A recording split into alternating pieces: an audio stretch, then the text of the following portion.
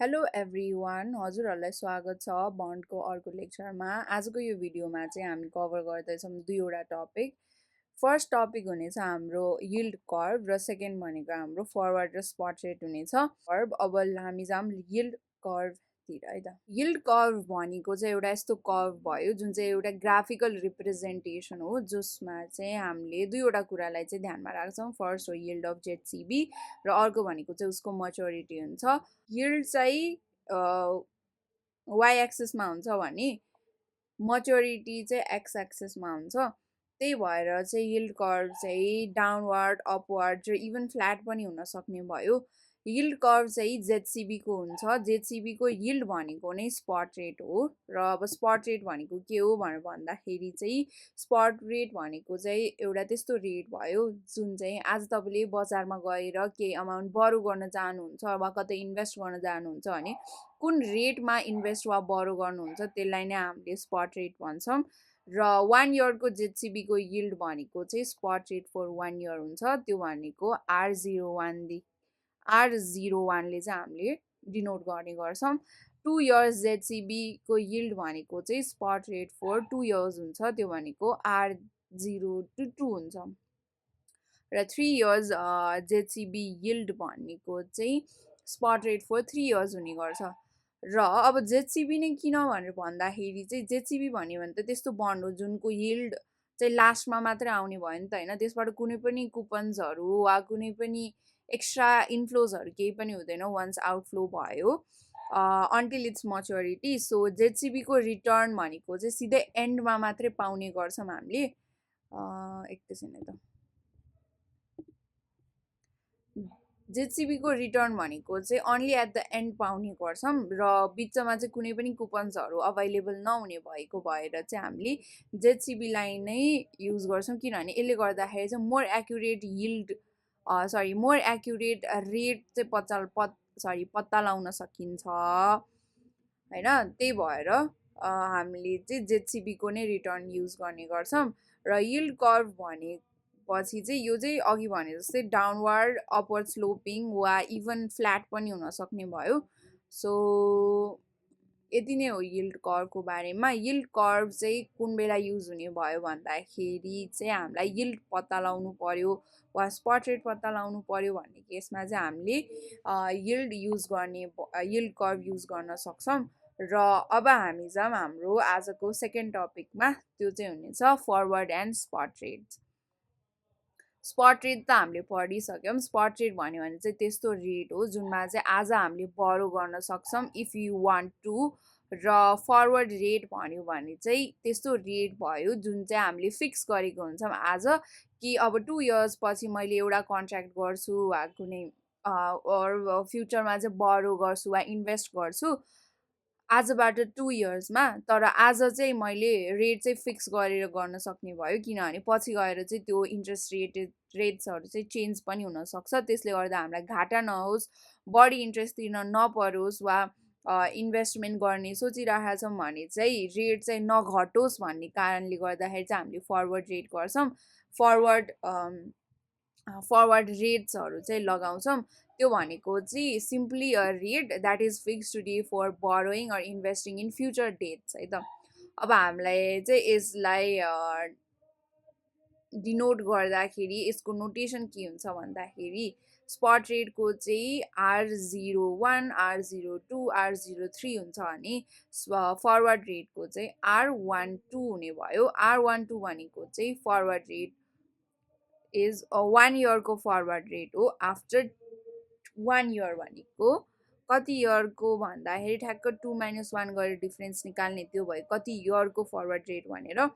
अनि कहिलेदेखि भन्दाखेरि आफ्टर 1 इयर ठ्याक्क 1 यता forward rate for that is forward rate for year 2 हुन्छ। त्यस्तै गरी R223 गर्दाखेरि 1 इयरको फरवर्ड रेट भयो after 2 years that is at T2 भनेको फरवर्ड रेट फर इयर 3 हुने भयो। त्यस्तै गरी R326 भन्यो भने चाहिँ 2 वर्षको फरवर्ड यतानिर चाहिँ 3 इयरको हुनुपर्छ है। 3 year forward rate after year 3 that is at T3 that is at T three भन्नाले चाहिँ फरवर्ड रेट फर यर 4, 5 र 6 गरेर 3 वर्षको लागि चाहिँ यो रेट हुने भयो। अन्त यसरी चाहिँ हामीले फरवर्ड रेट र स्पट रेटलाई चाहिँ डिफ्रेन्सिएट गर्न सक्छौँ। र अब चाहिँ हामी जाऊँ तिनीहरू बिचको रिलेसनसिपको लागि त। Relationship between forward and spot rate. अब फरवर्ड र स्पट रेट बिचको रिलेसनसिपको लागि चाहिँ हामी फर्स्ट डायग्रामेटिकली जाऊँ, त्यसले गर्दाखेरि चाहिँ हामीलाई सजिलो हुन्छ। सो फर्स्टमा चाहिँ मैले यो यतानिर ब्लू र रेडले लेखेको छु, यता चाहिँ अलिकति भिजिबल छैन, तर यो रेट मैले चाहिँ अब यो सर्कल लगाइदिन्छु। भनेको यो आर जुन चाहिँ 0 देखि सुरु भयो, these are all spot rates है। यिनीहरूलाई चाहिँ हामीले चाहिँ स्पट रेट्स भनेर भन्छौँ। सर्कल लागेको जति चाहिँ सबै चाहिँ these are all spot rates. अनि R1 देखि सुरु भएको जुन चाहिँ 0 देखि सुरु हुन्छ त्यो चाहिँ हाम्रो स्पट रेट्स भयो। वेयरएज R1 वा 2 वा 3 वा अरू कुनै नम्बर्सबाट स्टार्ट भइरहेको छ भने चाहिँ हामी यसलाई फरवर्ड रेट भनेर सो यसलाई चाहिँ हामीले फरवर्ड रेट भनेर भन्ने गर्छौँ। These are all forward rates plus R01 भनेको this is a spot rate, यो चाहिँ स्पट रेट पनि हो, plus it is a forward rate for year one को फरवर्ड रेट भनेको R01 पनि हो। सो हामीले देख्न सक्छौँ यो डायग्रामबाट कि यसको रिलेसनसिप के हुन्छ। यदि हामीलाई R02 चाहिएको छ भने हामी R01 र R12लाई पनि युज गर्न सक्छौँ, तर त्यो सिम्पली युज गर्ने हो कि कुनै स्पेसिफिक फर्मुला छ कि कसरी गर्ने हो भन्ने चाहिँ क्वेसन हुन्छ। सो हामीले चाहिँ यता रिलेसनसिप पनि लेखेको छौँ र रिलेसनसिपमा हेर्दाखेरि चाहिँ फर्स्ट भनेको चाहिँ 1 plus R01 to the power 1, 1 plus R12 to the power 1, 1 plus R23 to the power 1 गरेर सो अन 1 प्लस R ठ्याक्क अगाडि चाहिँ n-1 डट n को पावर होल पावर 1 गऱ्यो भने चाहिँ R1 plus 1 plus R to the power 0 देखि n भनेको स्पट रेट भयो। यो spot rate to the power n हुने भयो। भनेपछि हामीले R02 सम्म राख्नु पर्यो भने चाहिँ 1 R01 to the power 1 plus 1 plus R1 to the 1 2 to the power 1 is equal to 1 plus R02 to the power 2 हुने भयो। भनेको फरवर्ड रेट्सहरूको मल्टिप्लिकेसन होइन, फरवर्ड रेटहरूको मल्टिप्लिकेसन 1 प्लस फरवर्ड रेटहरूको मल्टिप्लिकेसन्स भनेको इक्वल टु 1 प्लस स्पट रेटसँग equal हुन जान्छ टु द पावर द्याट त्यो कति इयरसम्मको चाहिँ हामीले फरवर्ड रेट्सहरू चाहिँ युज गरेको छौँ भने। यदि 2 इयरसम्मको फरवर्ड रेट युज गरेको छौँ भने यता स्पट रेटमा पनि 2 लाग्ने भयो भन्ने कुरा चाहिँ हामीले बुझ्यौँ है त। अब यो चाहिँ कसरी निकालेको हो भन्दाखेरि सिम्पली हामीले चाहिँ नो आर्बिट्राज प्रिन्सिपल युज गर्छौँ। नो आर्बिट्राज प्रिन्सिपलमा चाहिँ हामीले फर्दर कुनै पनि गेन चाहिँ अपनाउँदैनौँ भनेर सोच्यो भने चाहिँ दुइटै रुटबाट चाहिँ हामीलाई सेम भ्याल्यु आउने गर्छ, that is we get the same returns होइन। त्यही भएर चाहिँ हामीसँग दुईवटा रुट छ, रुट 1 एन्ड रुट 2।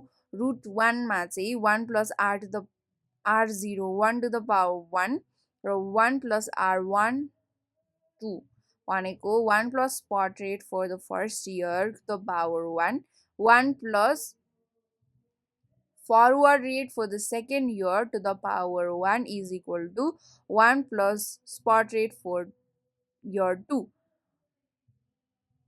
को power 2 हुन जान्छ। भनेको फर्स्ट रुट भनेको त हाम्रो इन्भेस्ट गर्ने, फर्स्टमा चाहिँ इनिसियली इन्भेस्ट गर्ने फर 1 इयर, त्यसपछि फरवर्ड रेटमा इन्भेस्ट गर्ने, फरवर्ड रेटमा इन्भेस्ट गर्ने र इयर 2मा पुग्ने, कि त डाइरेक्टली आज नै स्पट रेट 2 इयर्सको स्पट रेट लगाएर चाहिँ इन्भेस्ट गर्यो भने चाहिँ हामीले सेम रिटर्न पाउँछौँ भनेर सोच्यो भने चाहिँ यहाँबाट चाहिँ हामीले missing value spot rate for first year वा forward rate for the second year वा spot rate for the second year चाहिँ हामीले इजिली क्यालकुलेट गर्न सक्छौँ।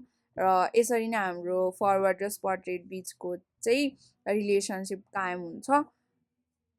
आजको भिडियो चाहिँ एकदमै बेसिक नलेज जस्तो भयो मात्रै भयो फर स्पट रेट र फरवर्ड रेट, र हामीले चाहिँ यिल्ड कर्भ पनि पढ्यौँ।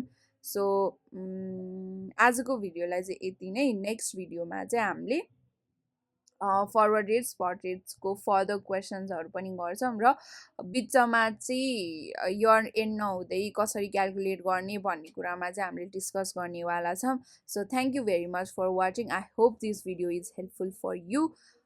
Thank you very much.